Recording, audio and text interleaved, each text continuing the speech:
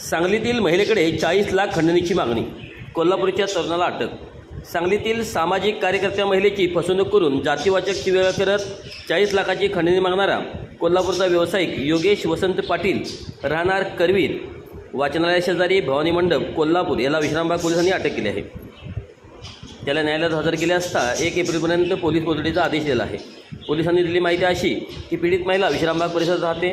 संशयित योगेश पाटील व पीडितीचे 9 महिन्यापासून ओळख झाली. त्यांनी पीडित महिलेला लग्नाचे आमिष दाखवले. तिच्याकडून या कालावधीत रोख 7 लाख रुपये सोन्याची अंगठी व डायमंड रिंग घेतली. हा ऐवज परत न देता तिची फसवणूक केली. तसेच पीडितला पाटल्याने लाथाबुक्क्यांनी मारहाण करून जातीवाचक शिवीगाळही केली. तिच्या मोबाईलमधील डेटा प्रसारित करण्याची धमकी देऊन 40 लाख रुपये व 4 सोन्याच्या बिस्किटाची खंडणी मागितली. याबाबत पीडितीच्या तक्रारीवरून योगेश पाटील यांच्याविरुद्ध ॲट्रॉसिटी खंडणीसह फसवणुकीचा गुन्हा दाखल करण्यात आला आहे. योगेश पाटील याला बुधवारी पोलिसांनी कोल्हापुरातून ताब्यात घेतले आहे.